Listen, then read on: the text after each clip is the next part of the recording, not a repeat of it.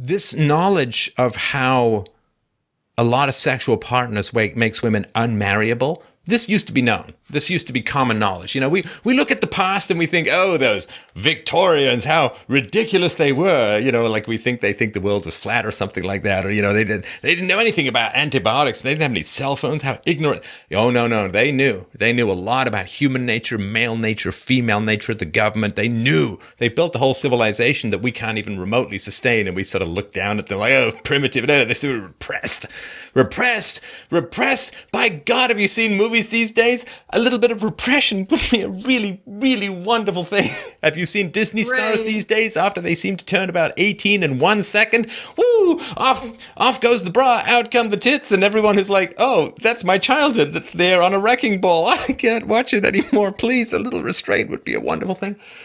But this knowledge is getting out there, and now the women who sleep around, the knowledge is out there. Me, other people, millions of views, millions of downloads. People know this stuff now. And so now, when a man who's had any exposure to this show in any appreciable amount goes to a woman and hears that she's been loose, you know, she's played pretty fast and loose on the field and so on, he might want to sleep with her, but he's not going to marry her because that's just putting a gun to your head.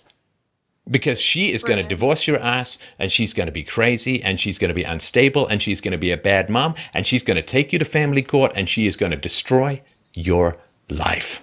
She might even end your life, because you might get jailed for non-support of alimony and child support. You go to jail. Maybe you get killed in jail. I don't know. Oh, Lord. So this knowledge has been suppressed since the 60s.